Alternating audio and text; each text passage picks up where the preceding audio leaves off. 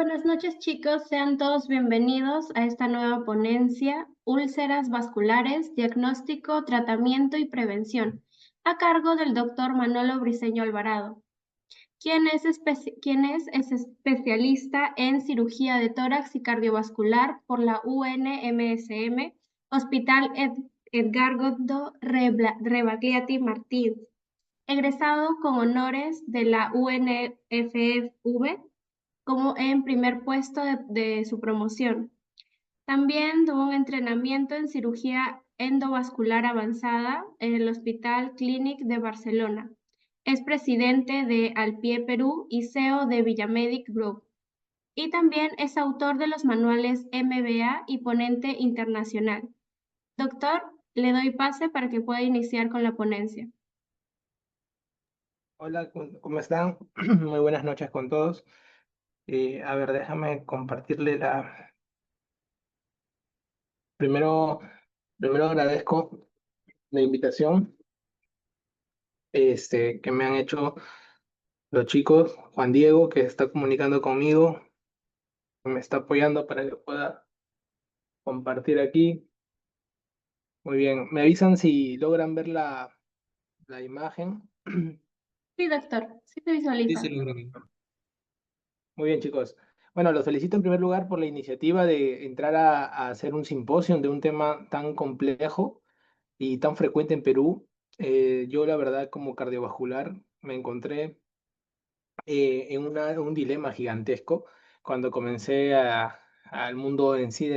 Yo me metí a cardiovascular por un tema cardíaco y luego cuando ya estaba adentro me di cuenta que había una rama que en nuestro país no estaba desarrollada y es la parte vascular propiamente. No existe una especialidad solo de vascular, sino es tórax y cardiovascular, por lo que en los últimos años de residencia casi como que me metí de cabeza al tema de desarrollar un poco más el tema vascular. Entonces, lo que he venido a hacer esta charla es una charla que me permita a ustedes llegar a ustedes con dos charlas en una.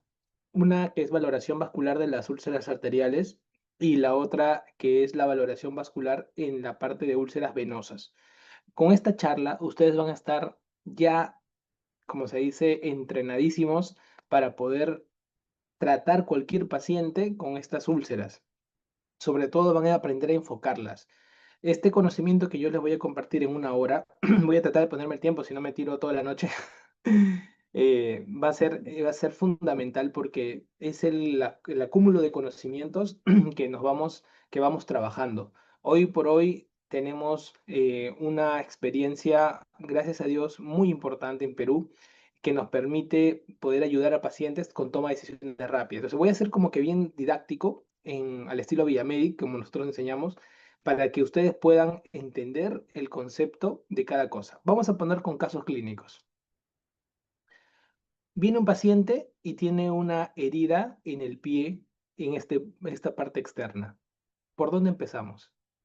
Entonces, este paciente lo más probable es que usted lo mande a un centro que lo curen y lo van a estar curando. El tema es de que esto es como un jardín, que si no tiene agua, entonces las plantas mueren. Por lo tanto, el trabajo acá tiene que ser asegurar primero que haya agua para que el jardín viva y luego venga el jardinero y haga su chamba. Así de sencillo es esto. Por lo cual, nuestro primer desafío para ayudar a este paciente es garantizar que el jardín tenga agua. ¿Cómo vamos a hacer eso? Haciendo un estudio arterial. Si nosotros tenemos la circulación, por ejemplo, del pie, vamos a ver, ¿y por qué tomo el pie? Porque un paciente, de 10 pacientes que tiene una úlcera, 8 es en el pie, 2 será en cualquier otra parte del cuerpo. Entonces ahora entenderán ustedes por qué nos enfocamos al pie. Es importante entender que la circulación del pie es como la del cerebro, igualito. Tenemos una circulación anterior y una circulación posterior.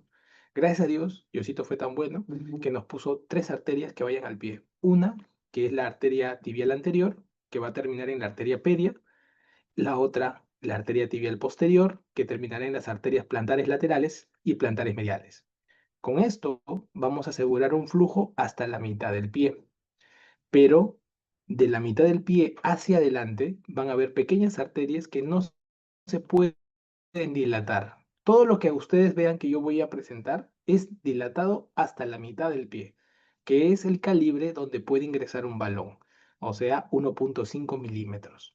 Más abajo de 1.5 milímetros no se puede dilatar. ¿Estamos? Por lo cual, ¿cómo yo me doy cuenta que una arteria está cerrada?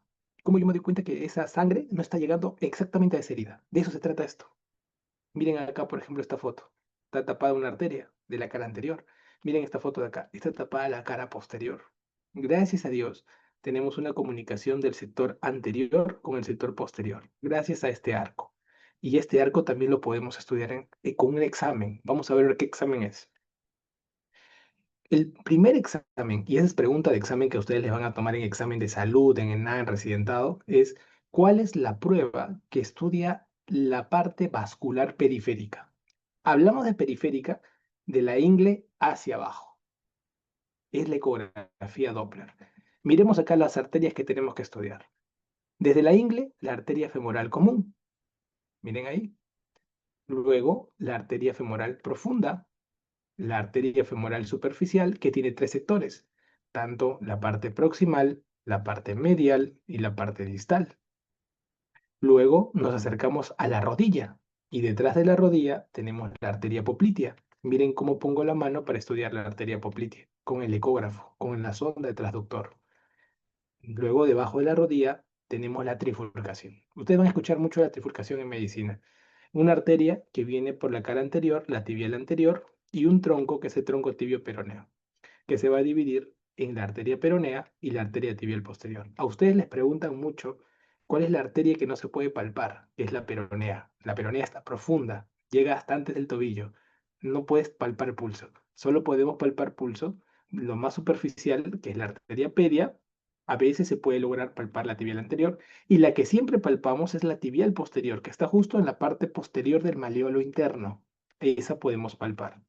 Por eso que ustedes cuando hagan su examen vascular van a aprender pulso pedio, pulso tibial posterior. Miren por favor, dónde está el pulso tibial posterior.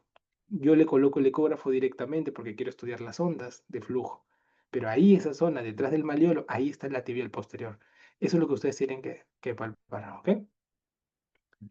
Cuando uno estudia toda esta parte vascular, ¿en qué se resume? Cuando ustedes vayan a ver un paciente en el día a día, van a enfrentarse a un paciente que ya lo han revisado, he visto en su temario, que es el paciente diabético. Es el paciente más frecuente que ustedes van a ver. De 100 pacientes diabéticos, al menos 15 van a tener una herida en algún momento de su vida. Esa es pregunta de examen. ¿Cuántos diabéticos, de 100 diabéticos, cuántos van a tener una herida en su pie? 15, los cuales la mitad van a tener buenas arterias y la otra mitad van a tener malas arterias. Los que tengan buenas arterias, es como que la tubería llega bien al jardín, por lo tanto, no es necesario que intervenga el cirujano vascular.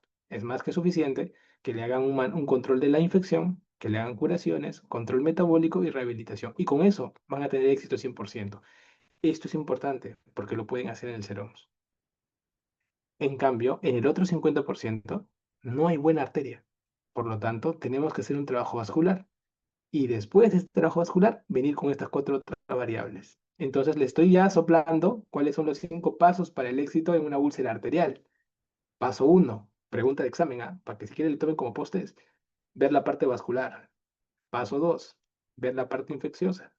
Paso 3, ver la parte de curaciones. Paso 4, ver la parte metabólica.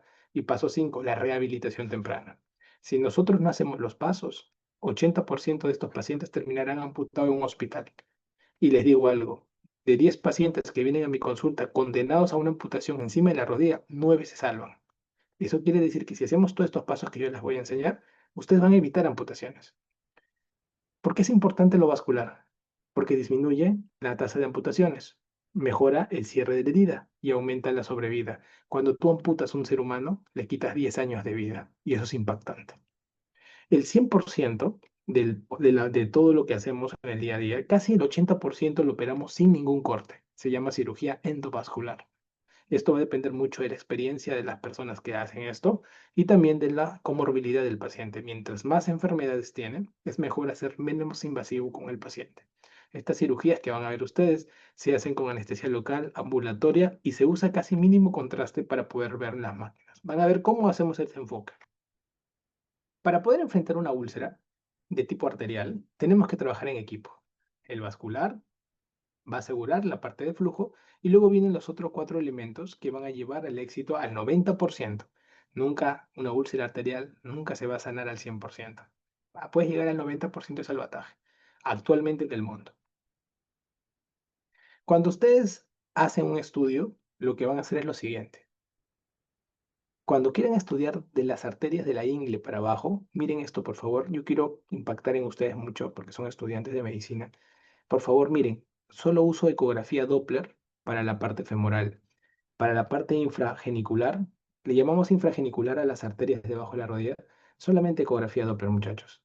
Y para la parte del pie, también ecografía Doppler. Desde el año 2017 hasta el año 2024, he operado 687 casos arteriales, por lo que esta data que yo les voy a compartir es muy importante que ustedes lo tomen porque esta es casuística peruana, es la más grande probablemente en Perú, porque no hay una evidencia tan grande ahorita. Entonces ustedes van a tener datos de primera fuente para ayudar a sus pacientes.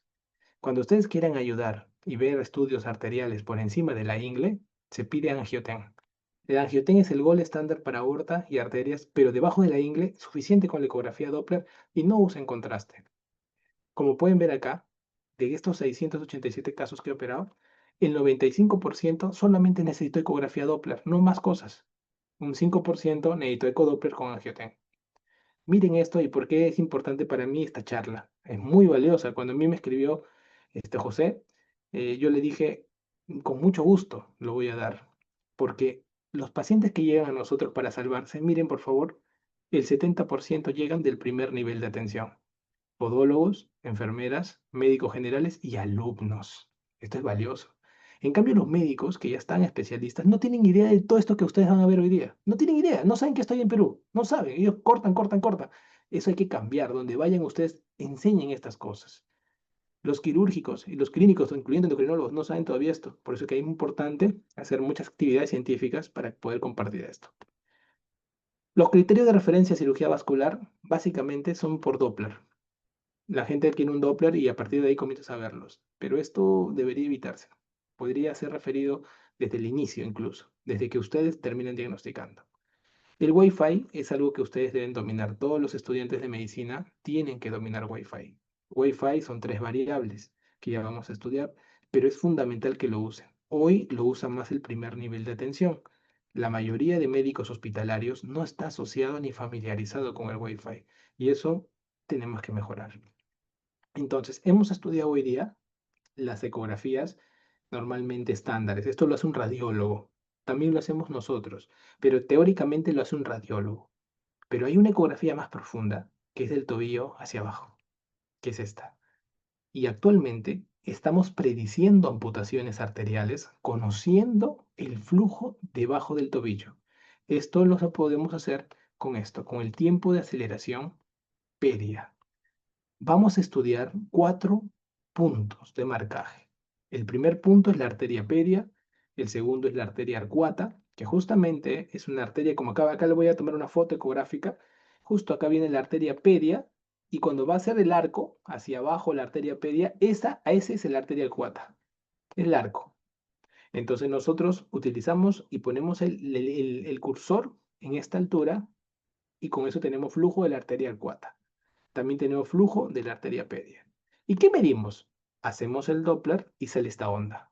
Lo que medimos es el tiempo de aceleración, de cómo llegamos a la punta, este tiempo que llega para llegar a la punta de la onda sistólica.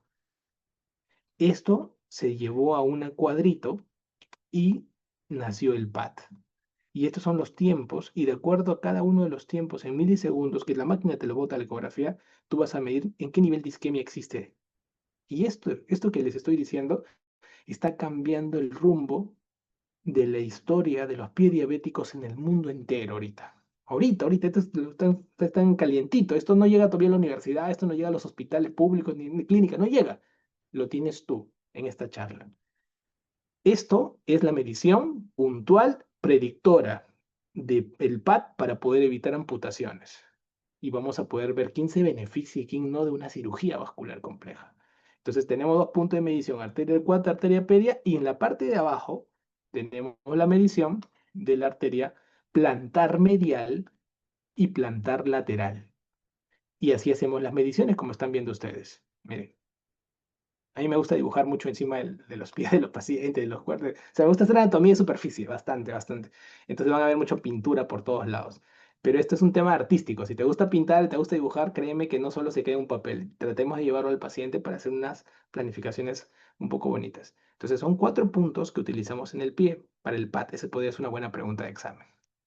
La pedia, la arteria arcuata, la arteria plantar lateral y plantar medial. Y con eso medimos los tiempos de aceleración hacia el pico.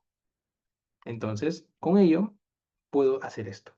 Esto que están viendo en el dibujo es lo que yo hago en una consulta mía con un paciente. El paciente viene con una junta médica de una amputación encima de la rodilla y lo que nosotros tenemos que hacer es hacer este estudio, el estudio vascular complejo, y dibujar con exactitud las ondas, las velocidades, siempre cuando ustedes vean esto, ondas, velocidades. Miren que le pongo abajo el Wi-Fi. GLASS es una clasificación que usamos los cirujanos vasculares para ver la complejidad de la cirugía y la intervención potencial propuesta. Esto de acá es un modelo que yo lo pongo al costado de mis gráficas, les coloco esto a los pacientes. Paso 1, para que ellos ubiquen en qué paso están. Vascular. Paso 2, la herida. Paso 3, ver el tema de la infección y la curación. Paso 4, lo metabólico y paso 5, la rehabilitación. Entonces, es muy importante este aspecto. Ahora, ¿por qué es importante la parte vascular en el pie diabético? Este cuadrito es un cuadrito alucinante, porque te va a permitir tener un enfoque tremendo. Vamos a ver lo siguiente. Yo lo he dividido en 3 estaciones. La primera estación es estudiar la parte vascular. Y la parte vascular nos va a permitir desarrollar objetivos. Objetivos de la zona de revascularización y la zona de lesión. Y también nos permite dar objetivos clínicos. ¿Qué objetivos clínicos? Disminuir la mortalidad y lograr la independencia. Tú no vas a operar a un paciente para que siga postrado, sino para que se mueva y para que no muera. Entonces, ejemplo, miren aquí. Este es un paciente que viene con una úlcera en talón. Es la peor úlcera de todas las úlceras que existen en el pie. Y hemos logrado un efecto que es el efecto Blasch. Este efecto es un efecto que cuando pintamos la arteria y la vemos al final de la cirugía, significa éxito técnico. Se llama eridosoma, que es un objetivo de imagen que siempre buscamos para poder saber si hemos hecho bien el trabajo o no. Segundo, trata de abrir la arteria que vaya directa a la zona de herida. Eso es apuntar a la zona de lesión, que es fundamental. Son objetivos imagenológicos. ¿Ok? Por ejemplo, miren acá. Esta es la zona de lesión. Como pueden ver ustedes, esta es una arteriografía. Tenemos las lesiones de la punta del pie. Y aquí está totalmente blanco este enfoque. Y miren aquí, ya entró la sangre. Este es el pre y este es el post. Entonces estamos llevando. Y miren cómo queda un paciente cuando está isquémico, sin flujo de sangre, y luego que tú lo has operado. Cambia el color de la piel. Ahora, si tú tienes en cuenta estos detalles, vamos a poder lograr ¿qué cosa? La independencia. Esta paciente estaba condenada a una amputación encima de la rodilla y pasó todos los pasos que se dio. Y al final, cuando ya se revasculariza, miren, el paciente nota que viene. Entonces, estamos haciendo que sea independiente el paciente. Disminuye la mortalidad y se hace independiente. Y no importa la complejidad, observen. Está viniendo un paciente con lesiones que lo están curando y vemos que no hay flujo y prácticamente todo es totalmente disminuido. Y a la hora de la hora, cuando ya lo revascularizamos al pacientito, ¿qué hemos logrado? Pues llevar a que se limite la lesión, que no avance más la lesión. Y al final buscar lo que siempre les digo, la independencia de un paciente que estaba condenado a una amputación. ¿Ok? Es importante trabajar con equipos. La parte de la rehabilitación es esta última estación. Y en esa última estación el paciente nota una mejora definitiva. Entonces el paciente va a volver, va a pasar por curaciones, va a pasar por todo un proceso de rehabilitación propiamente. Y el paciente luego volverá a su vida normal. Entonces esto es muy importante para que ustedes lo puedan tener presente. Acá arriba les dejo y les comparto un porcentaje muy, muy bravo. Miren. Cuando hay lesiones de talón, es la que tiene mayor nivel de amputación. Y cuando hay lesión de los dedos, la que tiene más amputación es la del quinto dedo. Esa es pregunta de examen. Cuando se lesionan los dedos del pie, si hay lesión del quinto dedo, ese se va a amputar más, porque el quinto dedo no tiene mucha colateralidad. Ese es un problema, a diferencia de los otros dedos. ¿Ok? Es muy importante entender los patrones que hemos descubierto nosotros en la angiografía. Los patrones angiográficos son muy importantes. Estos patrones que ustedes ven acá, que dice BTA, BTK, ¿qué significa? Significa cómo están las arterias de los diabéticos en el Perú. Y esto es lo que hemos descubierto en los 687 casos, que prácticamente el 70% de los diabéticos, pregunto para que se lleven para toda la vida, tiene problemas de la rodilla para abajo. Los diabéticos en el Perú, su problema no es de la rodilla para arriba, es de la rodilla para abajo, tal igual como dice la literatura mundial. Y no hay una preponderancia de una arteria más que la otra, pero sí se sabe que la tibial posterior como la tibial anterior son las dos más afectadas. Cuando nosotros estudiamos a un paciente, tenemos que dominar tres pasos. Estos son los tres pasos para enfocar la úlcera arterial. El primer paso, tienen que aprender a definir CLTI. ¿Qué es CLTI? Es isquemia que amenaza la extremidad. ¿Cómo defines un CLTI? Tú ves un paciente con una úlcera negra, eso, tú dices, ese es un paciente con isquemia, doctor. Bueno, has definido la úlcera o la necrosis, pero tienes que tener una comprobación de que le falta la sangre.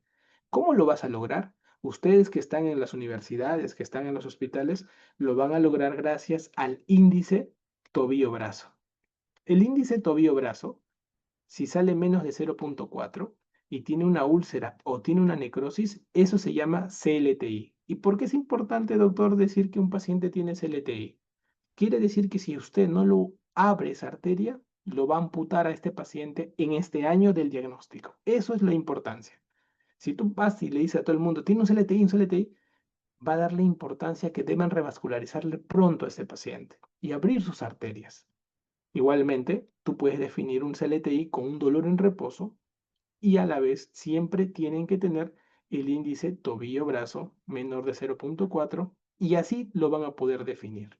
Entonces, primer aprendizaje que nos llevamos, definir CLTI para evitar amputación.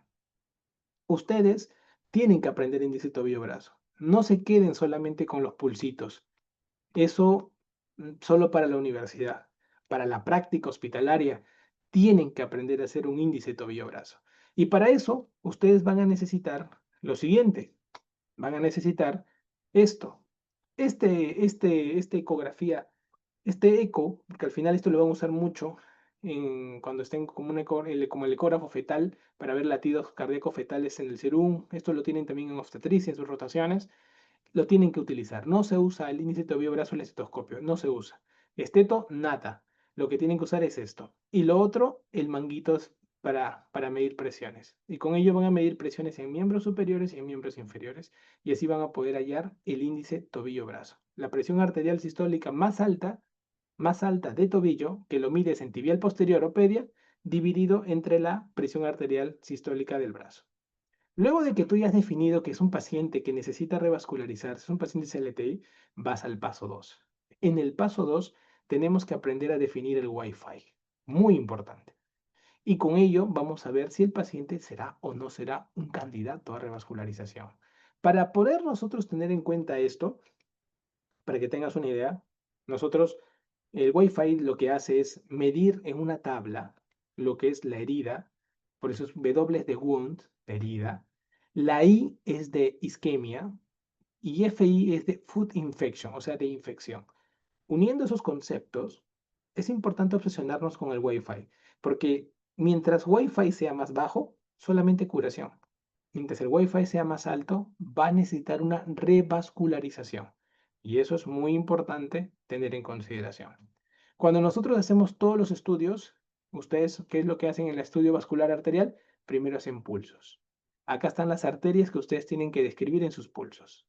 Luego, en el paso 2, en el nivel 2 de búsqueda, hay algunos que van a decir, no, yo no solo me quedo con pulsos, yo también voy a hacer índice tobillo-brazo. Y hace índice tobillo-brazo. Si ustedes encuentran un índice tobillo-brazo con menos de 0,9, significa que hay una isquemia. Y ya saben ustedes el número menos de 0,4, ¿no? Que era crítica. Isquemia crítica es menos de 0.4. Pero ustedes, si ven en una persona que tiene un ITB menos de 0.9, dicen, oiga, acá parece que tuviera algún problema arterial, ¿no? ¿Cómo podemos saber con precisión cuál es la arteria malograda? Entonces, si sale positivo el ITB, lo mandas a una ecografía Doppler estándar. Y aquí usted lo que va a hacer es estudiar desde la ingle hacia el pie. Todas las arterias. Aquí llegan los radiólogos. Hasta aquí se han quedado. Yo soy invitado constantemente al posgrado de San Marcos de radiología y les enseño este capítulo a los radiólogos y les ayudo a que entiendan que no se deben quedar en el paso 3, sino que tenemos que llegar al paso 4, que es que incluyan el PAT obligatoriamente para poder hacer el estudio. En la radiología, ustedes cuando vean el estudio vascular en ecografía, van a ver esto. Ustedes van a ver este gráfico constantemente en ecografía. Van a ver una onda que va hacia arriba, una onda que va hacia abajo y una onda chiquita. La primera onda es la onda de sístole de la arteria, donde sale la presión de sangre de la aorta, con fuerza y eso se transmite. La segunda onda es diástole, que habla de la relajación del vaso, de la elasticidad del vaso, del poco endurecimiento del vaso. Y la tercera onda es full elasticidad de vaso. Cuando un paciente se va haciendo anciano, pierde la última onda, pregunta de examen.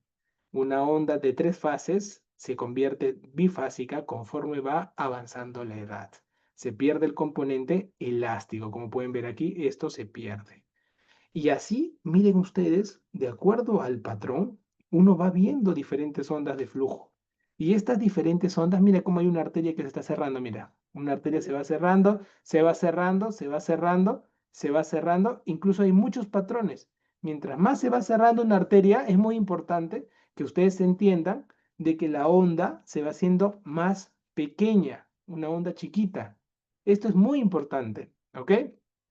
Entonces, esto me sirve en la práctica para poder reconocer si una arteria se está cerrando o no se está cerrando por medio de la ecografía Doppler.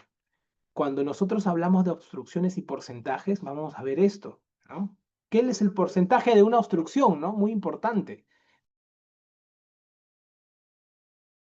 Entonces, cuando nosotros vemos el porcentaje, por ejemplo, si yo tengo, ¿cómo saco este porcentaje? Esto quisiera que ustedes lo sepan.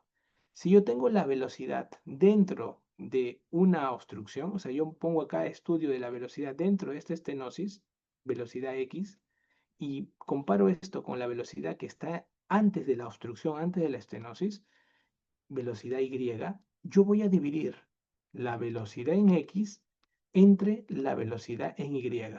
Si esta división sale menos de 2, diré que hay una obstrucción leve del 50%. Si sale de 2 a 3.9, diré que hay una obstrucción del 50 al 75%. Si sale que hay una obstrucción más del 75%, es cuando tenga una relación mayor de 4. Esto es la parte de revascularizar. Cuando yo tengo una obstrucción, ¿qué significa tener una obstrucción mayor del 70% en general? ¿Qué significa esto? Significa que hay una reducción del 91% del área. Por lo tanto, va a haber patrón de turbulencia y potencial trombosis. Por eso que pregunta, ¿cuándo se revasculariza un paciente? Cuando tengamos en la ecografía obstrucciones más del 70%, porque estamos reduciendo el área en el 91% de flujo. Esto es importante para que sepan en qué momento se va a revascularizar. Si no tenemos más del 70% de obstrucción, y ustedes ya saben cómo sacar esa obstrucción, porque les he enseñado ahorita con las velocidades, solo con velocidades, no se revasculariza y se hace tratamiento médico. ¿Ok? Acá vemos diferentes patrones de la ecografía. Hacemos el estudio con todos los pasos que hemos dicho. De tal manera que cuando nosotros ya tenemos el paso 2, tenemos toda esta base, esa data en cantidad que vamos recibiendo, vamos a poder definir el Wi-Fi. Esta tablita me gustaría que la tengan también ustedes para que puedan, solamente mirando al paciente, definir la herida. La isquemia la van a definir con el índice tobio-brazo y la infección lo van a definir de acuerdo a estos parámetros clínicos también. Y con ello ustedes van a llevar y van a analizar cuál sería el código que le corresponde a este paciente. Y de acuerdo a ese código, van a entrar a esta cantidad de códigos distintos y acá vamos a mirar respecto al riesgo de amputación, quién tiene alto riesgo o quién tiene bajo riesgo. Entonces, todos los pacientes van a ser diferentes patrones, pero tenemos que definir esto. Llega a la conclusión usted y me dice, doctor, este paciente tiene isquemia y sí se debería revascularizar según la tabla del Wi-Fi. O sea, usted ha usado la tabla del Wi-Fi para justificar que sí se deba revascularizar un paciente. Es correcto, te felicito. El Wi-Fi sirve para eso, para justificar si hay que revascularizar o no hay que revascularizar un paciente por el riesgo de amputación. Opérelo, por favor, doctor. No, espérate ahí. Vamos al paso 3. En el paso 3 definimos el plan, que es analizar al paciente y para eso vamos a ver su morbilidad. Vamos a definir si es necesario revascularizar al paciente. Para eso nos tomamos el concepto del Wi-Fi y el Wi-Fi me dice, sí, es necesario, es necesario. Ya, listo, te creo. Pero hay que ver la morbilidad del paciente, si tolera la cirugía y hay que estudiar la anatomía con la ecografía que hemos tenido y definir cuál sería la técnica que terminaríamos usando si hacemos un bypass, si hacemos cirugía endovascular, si de repente no hacemos nada, no revascularizamos o nos quedamos en un territorio incierto donde la habilidad del cirujano va a ser la que brinde los límites de este tratamiento. Observen esto. Este paciente vino en el inicio de la clase. No pudimos abrirle las arterias de la ingle hacia el pie. Y aquí estoy ingresando desde la parte de abajo, punzando la arteria tibial posterior y estamos iniciando el proceso de cuerdas. Hay cuerdas como alambres que están pasando por dentro de las arterias para poder navegar a través de los equipos que vamos a ir viendo en pantalla para ver si estamos llegando a la zona de interés. Acá, por ejemplo, observen, acá, por ejemplo, hemos ingresado por la arteria tibial posterior y miren, por favor, lo que va a suceder. Yo voy a ir metiendo el cable sin cortar nada, todo ha sido por punción, por la arteria tibial posterior y estamos retirando el cable por la ingle, saliendo estos por el catéter. Observen, vamos metiendo, miren cómo se va metiendo, miren cómo vamos metiendo la guía. La guía está entrando, tú dirás, doctor, ¿y cómo llegaste a entrar a las arterias de 2 milímetros? Con ecografía y con habilidad técnica. Y estamos sacando por la ingle esa guía. Esto va a permitir que la ingle y el pie estén conectados con un cable mínimo del tamaño de tu cabello. Y a través de ese cable vamos a meter unos dispositivos que van a dilatar las arterias y van a permitir la comunicación. Entonces, con ello, nosotros vamos a lograr tener un flujo directo al sangre al pie. Miren cómo era el pie seco y ahora es un pie que tiene ya sangre. Ya llegó la vida. Y esto es muy importante. ¿Por qué? Porque esto va a ser determinante en el futuro. Observen la pantalla y miren cómo ahí explico en la pantalla que prácticamente el flujo llega hasta la rodilla. Necesitamos más flujo de sangre. Y lo que hemos hecho después de hacer el procedimiento es eso. Miren el cambio en la pantalla. Miren, no tenía ningún flujo, nada de flujo, y ahora observen, ahí hemos hecho la punción, hacemos solo compresión externa, nada de punto, nada de ni una sutura, nada. Y luego miren, esta es la arteria que nosotros hemos creado, que es la tibial posterior, que es la que necesitábamos para llegar a la zona del talón y para poder formar la arteria plantar lateral, que es la que terminaría irrigando la cuarta y quinta porción del pie. Con esto, ¿qué pasa? El paciente hace esta evolución. Nota sangre, curación y se cierra. Era un paciente condenado a una amputación encima de la rodilla. En 2 meses de curaciones cerró la herida. El paciente vuelve a la completa normalidad. Entonces, ¿qué estamos aprendiendo? Que si nosotros conocemos estos detalles, ustedes van a estar en la capacidad de poder salvar a muchos pacientes. Y no se imaginan la cantidad de amputaciones que existen. Hay una amputación cada 20 segundos en el mundo. Entonces hay mucho desconocimiento de esto, chicos. Miren, este paciente es un talonazo. El talón es el peor de todos. Y todos estos datos que ustedes ven son todos los pasos que hemos aprendido hasta que saquemos el código. Ustedes cuando tengan un caso, practiquen esto, háganlo de Wi-Fi y practiquen dando códigos de Wi-Fi. Háganlo. Y con eso se van a acercar mucho a la práctica diferencial. Acá hacemos todo el procedimiento endovascular y hemos logrado, miren, llevar de un pie sin flujo a un pie con flujo. La vida del paciente cambia notablemente. Cosas que aprendí operando más de 650 pacientes con pie diabético en 10 años. Observen este esquema. Eso es como un mapa mental. Esto no lo voy a resolver pero es un mapa que llegué a la conclusión basado al estudio de los pacientes arteriales complejos, sobre todo los dializados. Entonces teníamos que conocer mucho la fisiopatología, los cambios que podríamos hacer para poder cambiar la historia natural de la enfermedad. Hay tres cosas que tenemos que ver. Primero, tenemos que asegurar las herramientas. Estas cirugías son complejas y pues en un sistema público es muy complicado hacerlas, pero se tratan de hacer al menos las más simples. La idea es poder hacer hasta las complejas. Por lo que tanto en el sistema privado sí he podido desarrollar toda la habilidad que se va ganando caso a caso, junto a las herramientas. Y la idea es ahora compartir ese conocimiento con todos. Igualmente, hay que ser un poco héroe, como digo, porque son pacientes con mucha morbilidad, donde da miedo, pues se pueden morir intraoperatoriamente. Gracias a Dios nunca se ha muerto nada, toco madera y espero que siga así. Pero la idea es operar al paciente sin sangrados y por eso que las punciones son muy importantes, que se hacen desde la ingle hasta el pie. Como ustedes se darán cuenta, al comienzo, cuando iniciamos el camino de casos de angioplastía, el 2017, teníamos una eficacia del 50% y hemos aumentado a 90% de eficacia luego del inicio de la tecnología. Esto lo estamos manteniendo. Me gustaría superar mi 90%, pero eso va a depender mucho de los casos que vayamos enfrentando y las habilidades que se sigan desarrollando. Como pueden ver acá, hay abordajes, estos son abordajes extremos. Estos abordajes extremos, como yo le decimos a los muchachos, no deben repetirlo en casa, porque son muy peligrosos. Son abordajes en los cuales tenemos prácticamente abordado al paciente por fuera percutáneamente, desde la ingle y el pie, y estamos haciendo abordajes y punzando arterias sin ningún flujo, solamente guiándonos del alma o de la pared calcificada que nos guiamos con la ecografía para hacer las punciones. Y basado en ello, por eso es importante que ustedes que estén en la universidad dominen la anatomía.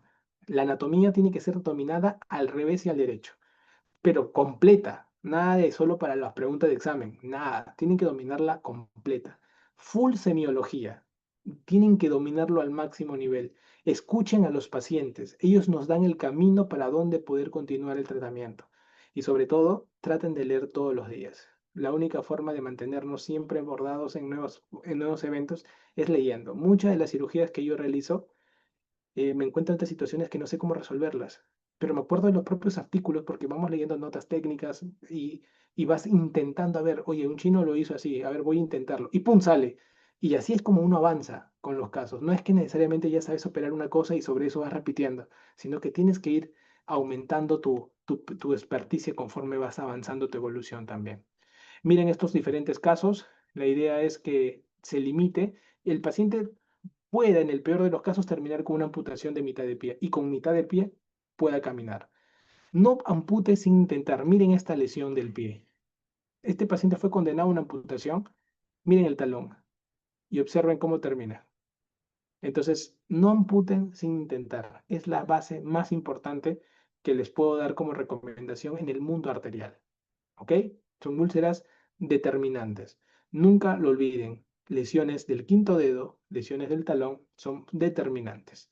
Y esto son más de 600 familias en 7 años que hemos logrado salvar. Todos estos pacientes que ven en pantalla deberían estar amputados. Pero ustedes como médicos, y eso me encanta, ustedes van a impactar notablemente a estos pacientes. ¿Ok? Muy bien. Lo que he hablado es la úlcera arterial.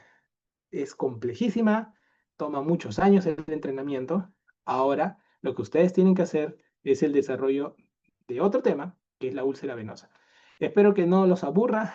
Te he tratado, es que es bien difícil y condensar tanta información en palabras cortas, pero dejar mensajes claros a la vez. Entonces, las úlceras vasculares, ¿cómo las vamos a estudiar? Primero recordemos algo. Miren esto. Tenemos la ingle, tenemos la rodilla y tenemos el pie. Nosotros en las piernas tenemos tres sistemas. Un sistema profundo que lleva el 90% de la sangre del pie al corazón. Este sistema está dentro de los músculos, por lo tanto se llama profundo. Por lo tanto, cuando tú caminas, ese sistema es como un corazón, bombea sangre hacia arriba.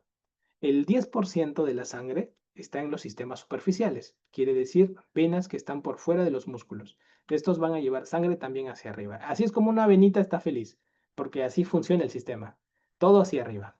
Pero ¿qué pasa? Por alguna razón, las válvulas que están dentro de las venas se malogran. 30% de ellas se debe a tu causa familiar, mamá, papá, te heredan estas famosas arañitas, algo de venas dañadas deben tener. Y un 70% es por tu estilo de vida. Trabajar sentado todo el día, trabajar parado, cargar peso, más de 20 kilos no deberíamos cargar. La obesidad, las gestaciones, dos o más, el uso de hormonas afectan estas válvulas y ahora la sangre ya no puede subir, más bien va a tender a ir hacia abajo. Los pacientes pueden presentar insuficiencia venosa y pueden aparecer con arañitas. Ese es el estadio 1. Pueden tener unas venas abultadas, como pueden ustedes observar aquí, y ese es el estadio 2. Puede ser que estos pacientes tengan esto, la depresión cuando uno presiona, estadio 3 del edema. Puede ser que los pacientes dejen una manchita en la parte interna, estadio 4. Puede ser que los pacientes tengan unas úlceras que se han cicatrizado en la parte interna sobre todo, estadio 5. O puede ser que la úlcera se mantenga abierta, tema importante de ahora, estadio 6. Les dejo este esquema. De 100 pacientes peruanos, 25 tienen algún grado de daño. De estos 100, 2 van a tener úlceras varicosas. O sea, la cantidad de pacientes con úlceras varicosas que ustedes se van a enfrentar es alucinante. Y ustedes lo van a ver eso en el día a día, sino que la gente lo oculta porque les da vergüenza. Y ustedes como médicos tienen que analizar el color de la piel. Ese color oscuro es porque las venas se quedan tan congestionadas de sangre que explotan. Y esa sangre bota hemoglobina. La hemoglobina se queda en la grasa, se va a oxidar con la luz y le da ese tinte de ese color. La hemosiderina, que está degradada, termina pintando la zona de la piel. Cuando nosotros vemos estos pacientes, de 100 pacientes con problemas venosos, 70% tiene problemas de la vena safena mayor y de la vena safena menor, que son los sistemas superficiales. De estos pacientes, 30% son severos y terminarán en una cirugía, y 70% no son cirugía, terminarán en el uso de medias, en el uso de ejercicios y en el uso de pastillas. Un 30% de los pacientes no van a tener problemas superficiales, por lo que no deben operarse. Tendrán problemas profundos y aquí el tratamiento será medias, ejercicios y pastillas. Y habrá un grupo de pacientes que su ecografía está limpiecita, pero tienen problemas. En este caso, lo que van a ver ustedes es el estudio de los problemas de las venas perforantes que comunican sistemas profundos con sistemas superficiales. En estos pacientes también la mayoría terminará con tratamiento médico conservador y un 30% terminará en cirugía. Y hay pacientes que van a venir así, que van a tener el pack todo en uno. Van a tener grado 2, grado 3, grado 4, grado 5, todos los grados, para regalarte. El secreto está en que ahora todo lo que estamos viendo por fuera, tenemos que llevarlo a un ecógrafo. Y eso tenemos que llevarlo a un mapa. Y ese mapa nos va a decir y predecir las zonas de lesión. Cuando nos enfrentamos entonces a las úlceras, ustedes van a ir a sus centros y van a ver que la mayoría usa vendas y le da curación y le pone muchas vendas. Pero se ha demostrado que un ser humano, en el 89% de los casos, a 3 años puede cerrar una úlcera con vendas. Imagínate, 3 años de tu vida con dolor todos los días. Es alucinante. ¿Cómo si sale una úlcera? Es que las venitas, como están malogradas, en vez de la sangre ir hacia arriba, van hacia abajo. Y estas venas terminan encharcando a la herida de agua. Es como si tuvieras un cuarto con parquet y le metes agua. Entonces el parquet se levanta. Es lo mismo tener sangre emposada en las piernas. La herida se levanta. Entonces van a ver ustedes que hay médicos que le van a querer colocar unas espumas en jeringuitas que seguro deben haber visto y le colocan eso cerca a la úlcera. Ya se ha demostrado en estos estudios que son metaanálisis que esto no sirve cuando solamente se cierra con espuma.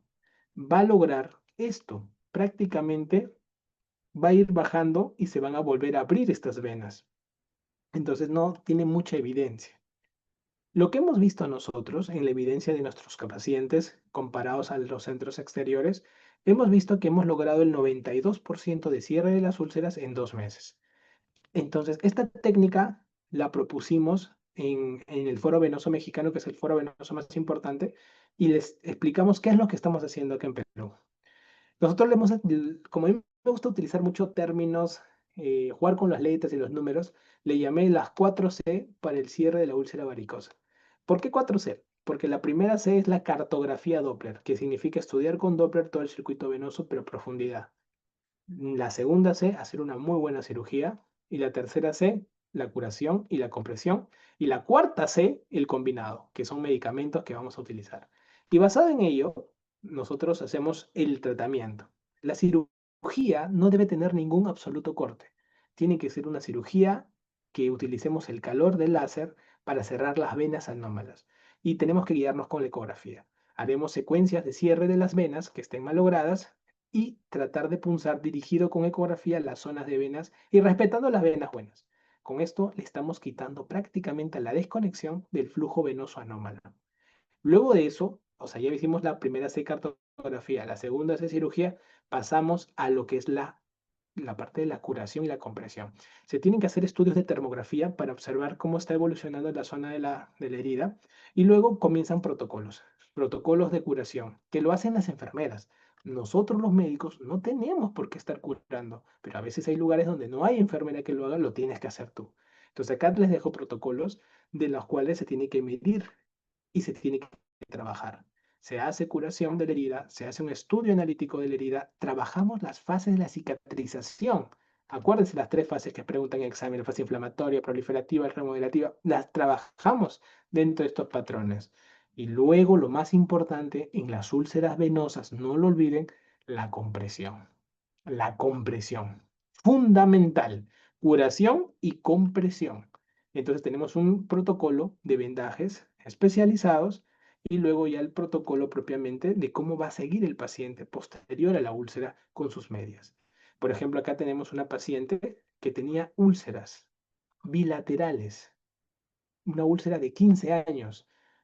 Esta paciente cerró el 100% en 3 meses. Observen, por favor, cómo son las úlceras en el cierre. Miren, el antes y el después. Antes y después. Observen. Miren, vivía con una úlcera. Le celebraba su cumpleaños a la úlcera. Increíble. Y acá le pregunto algo, mira, no sé si se escuchará. Paulita, ¿cuántos años con tu úlcera? 15 años. Acá le estoy compartiendo el sonido para que escuchen ustedes, a ver. 15 años. ¿Hace cuánto tiempo te operamos? 3 meses. Mira tu piernita. Todo completamente cerrado. ¿Cómo está ahora? El éxito. El éxito técnico de una úlcera, buena cartografía, buen cierre venoso, compresión, curación y el combinado que es el medicamento. Tú no puedes abandonar a un paciente, no tienes que continuarlo, tienes que... ¿Ok? Acá tenemos otra paciente de 59 años con úlceras varicosas recurrentes, tiene artritis reumatoide y la úlcera de 15 años. Dolor 9 de 10. Prácticamente, observen cómo llegó. Se hacen todos los protocolos, los 4 pasos que les digo, y observen, este se cerró en 15 días. Alucinante. La inflamación era brutal. Como es artritis reumatoide, son bien complicados y así pudimos compartirlo. Esta es una paciente diabética con una úlcera, observen por favor, una úlcera de 10 años. Entonces la paciente se acostumbró a vivir así y le dijeron que así iba a ser toda su vida. Se hizo la intervención sin cortes, cerrando todas las vías anómala venosa y pasó por las otras C, curación, compresión. Y así el 100% del cierre se dio en el primer mes. Entonces esos son cambios que quiero que ustedes queden en su mente, que digan, esto sí se puede hacer. No hay que amputar una pierna desde el punto de vista venoso. Una paciente de 75 años, 19 años con úlcera varicosa, antecedente anemia drepanocítica, se le hizo la propuesta de intervención. Observen, por favor, cuando operamos a un paciente, observen, miren lo que sucede acá. Yo prácticamente le estoy hablando al paciente, miren, está que se opera y la paciente está despierta completamente. ¿Qué pasa? Que la paciente tiene anemia drepanocítica. Ustedes saben, anemia falciforme, pregunta de examen que toda la vida viene. ¿Por qué hay los procesos vasoclusivos ante el cambio térmico? La sala de anestesia le pusimos calor porque no esté fría, porque ya ella había tenido trombosis recurrentes en sala de operaciones y teníamos que hacer la cirugía con la menor cantidad de anestesia posible. Lo hicimos sin ninguna anestesia. Hicimos un bloqueo directo al paquete interno de la vena safena y hicimos, se llama bloqueo tumescente. sin hacer bloqueo nervioso directo a columna, en absoluto, solo dirigido a las zonas de trabajo. Y cerramos todo con láser y luego pasó a curaciones. Como pueden observar, pasan las curaciones, la secuencia, la sigues al paciente y el paciente logra cerrar completamente su úlcera de 19 años, que la ha acompañado toda su vida. Es una paciente que la trajeron de Venezuela porque ya le habían condenado una amputación en Venezuela. Y la paciente vive completamente, hace baile, hace todas las cosas que quiera. 100% cerrado en 2 meses. Paciente de 68 años con úlcera de 14 años, hipertensa, ojo ahí. Y le habían sometido a escleroterapia en otro centro y recurrente. ¿Qué pasa? Que la paciente le están haciendo escleroterapia y le necrosan todo esto. Observen, el dolor horrible. Se le hace el mapeo Doppler, siempre cartografía, cierre venoso dirigido, curaciones, compresiones, 100% cerrado en 1 mes. Paciente con úlcera de 70 años diabética, la habían sometido igual a esclerotrocento. Cuidado, cuando ustedes tengan un paciente mayor de 60 años, obligatoriamente, así venga con una úlcera que ustedes sospechen que es varicosa, tengan cuidado dos cosas. La primera, toda úlcera en el borde externo de la pierna, no creo que sea solamente venoso, puede ser arterial. Se llaman úlceras mixtas. Tienes que hacer la ecografía arterial y venosa cuando pasan los 60 años. Las úlceras venosas 100% son las del borde interno, pero borde externo, desconfía, puede tener un origen arterial.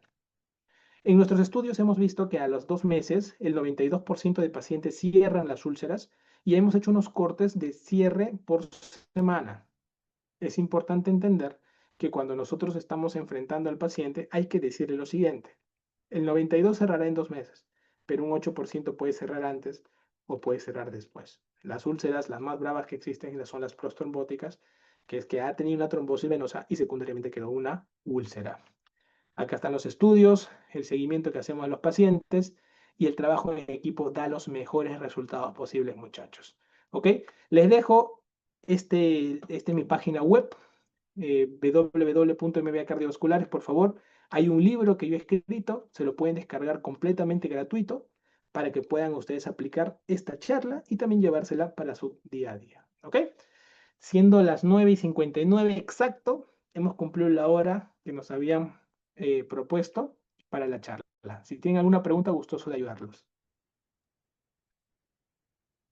Gracias, doctor Manolo Briceño, por compartir con nosotros su experiencia, ¿no? Y también sus conocimientos sobre el abordaje de las úlceras vasculares. Pues ha sido una exposición muy clara, muy actualizada y muy enriquecedora para pues, cada uno de nosotros, ¿no? Ha sido también un verdadero honor contar con su presencia y pues también esperamos tenerlo nuevamente en futuras ponencias, ¿no? Eh, Chicos, si es que tienen alguna duda, por favor, pueden hacerlo a través del chat o si gustan también levantar su manito para que el doctor los escuche.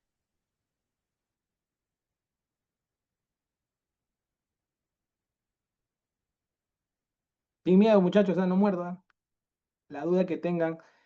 Espero primero que la hayan entendido. Es un tema complejo, no es fácil, porque normalmente creemos que esto es curación. Y no es solo curación, como se habrán dado cuenta, sino es aprender a abordarlo, ¿no?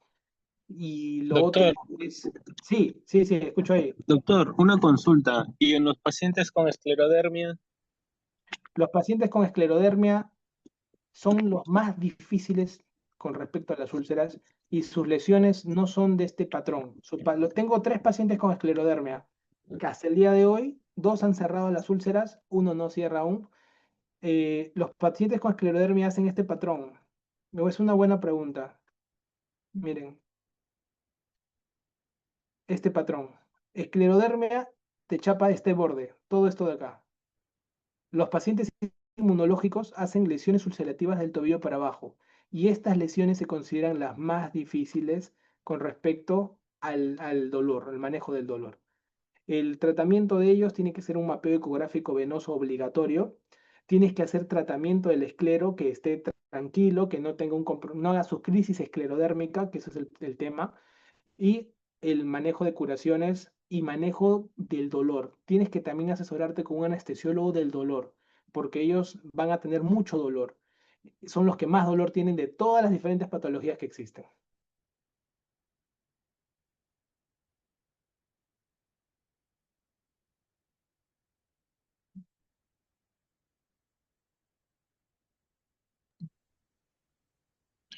Una pregunta más, doctor, disculpe.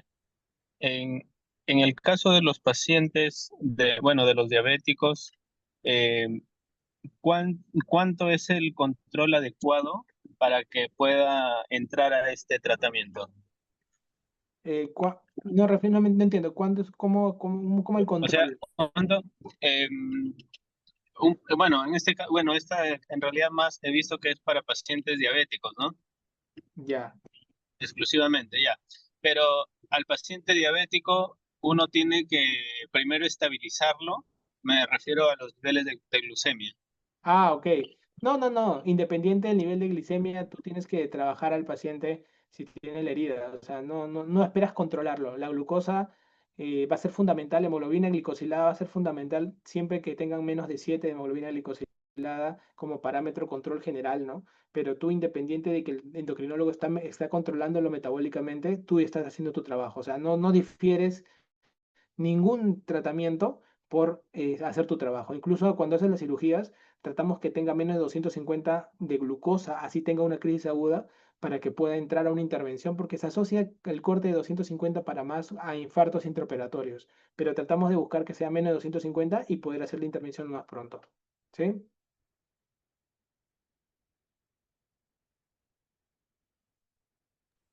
Doctor, buenas noches. Si un paciente es diabético y presenta úlceras, ¿puede sufrir algún tipo de amputación también por el grado del... Claro, es lo que hemos tratado lo que hemos tratado la charla, ¿no? O sea, si tú tienes un paciente que tiene una úlcera y es diabético, es la primera charla que hicimos, la posibilidad de una amputación en una úlcera en un paciente diabético va a depender de la región. Por ejemplo, si tenemos un paciente que tiene una lesión en tobillo, en talón, perdón, tiene una posibilidad de amputación del 50%. Si tenemos un paciente que tiene lesión acá mira este gráfico. Si tiene una lesión talón, la posibilidad es 50% de que termine amputado. Si tiene una lesión del quinto dedo, tiene un 40% de que termina amputado. Del primer dedo un 25% y del segundo, tercer y cuarto del 10%. Pero cuando tú lo revascularizas, le abres las arterias, mira cómo caen los porcentajes de amputación. Caen brutalmente. Y acuérdate también que los que son con diálisis son los que, a pesar que tú lo revascularices, igualito tienen un poquito más de daño o más posibilidad de amputación a pesar de la revascularización, ¿no?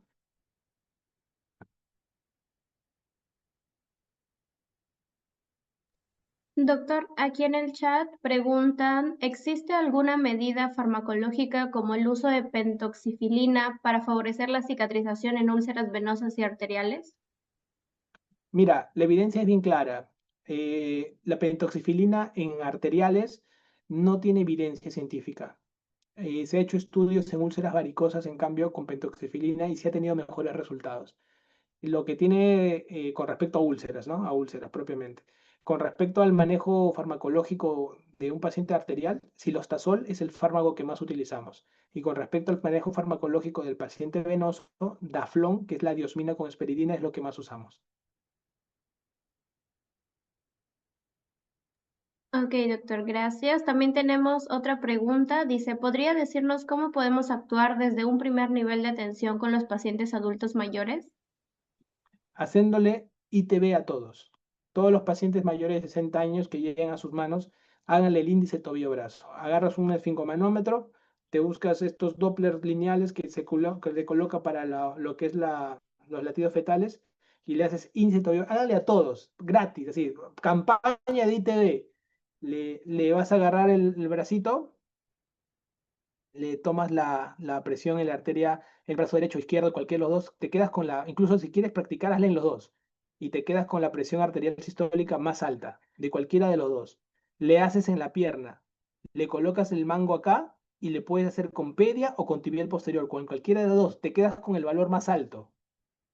Y luego esta presión que has obtenido y la presión del brazo lo divides. Como se llama índice tobillo-brazo, el de tobillo va primero. Entonces le pones la presión arterial sistólica del tobillo dividido entre la presión arterial sistólica del brazo.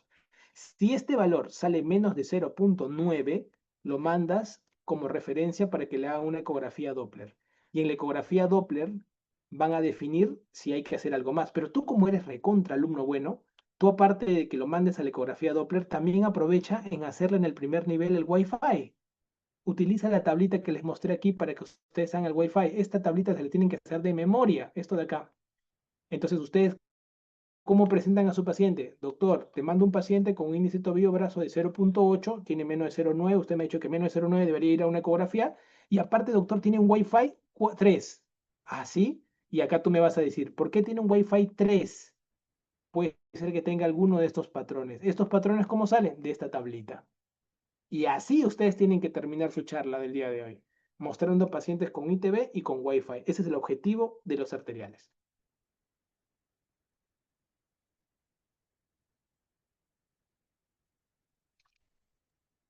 Ok, doctor, gracias. Tenemos una última pregunta también. Dice, ¿en un paciente diabético con psoriasis el manejo es más complicado? Definitivamente es un reto para las curadoras, pero para la parte vascular no. Para nosotros, nosotros como hacemos la parte de la revascularización, aseguramos que llegue el flujo de sangre y luego ya el tema de la curación se la van a dividir entre los dermatólogos y la curadora. Los dermatólogos no van a curar nada, los dermatólogos lo que van a hacer es tratar la psoriasis y las curadoras sí van a trabajar sobre los lechos de úlcera, porque hay un montón de dispositivos que van a actuar en diferentes momentos de la cicatrización. Hay dispositivos para fase inflamatoria, dispositivos propiamente para la fase proliferativa o para la remodelativa, pero va a ser un trabajo en equipo, definitivo.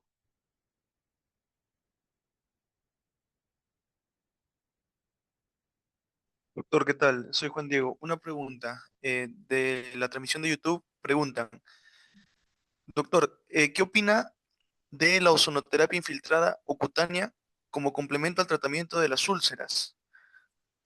Ya. Bueno, yo les voy a decir algo a ustedes que son alumnos de medicina y algún día van a estar cambiando la historia de su país y de sus regiones. Hagan medicina basada en evidencia, no en inocencia. Porque hay medicina basada en inocencia y medicina basada en evidencia. Entonces, a mí me llegan un montón de pacientes que han hecho un montón de cosas con ellos, les han ofrecido 1000 cosas, y ustedes tienen que basarse en los parámetros que les he dicho, que es lo que el mundo maneja y es lo que está evitando las amputaciones. Con eso ya les dije todo.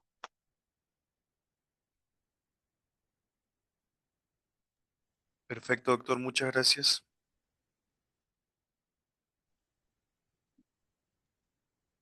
Muy bien. Hola, doctor, buenas noches. ¿Sí? Doctor Menor, buenas noches. Una pregunta, ¿qué deberíamos usar en el caso de las curaciones por úlcera, no tanto venosa como arterial? ¿Qué sustancias, qué componentes deberíamos usar? Mira, yo no soy experto en curaciones. Yo trabajo con una enfermera que me maneja las curaciones. El tema de curaciones directamente, como es un tema de abordaje, yo se lo dejo a ella, porque mira, algo que yo aprendí, y eso se lo digo a todos mis colegas, porque vas a ver médicos curando heridas, es que si tú no te has especializado en heridas, no te metas, porque lo que más he visto yo es amputaciones por gente que tiene buena intención, y el tema es de que si uno tiene que meterse a curar heridas, lo único que un médico tiene que hacer es agua y jabón. Si esto no es suficiente, lo deja ahí.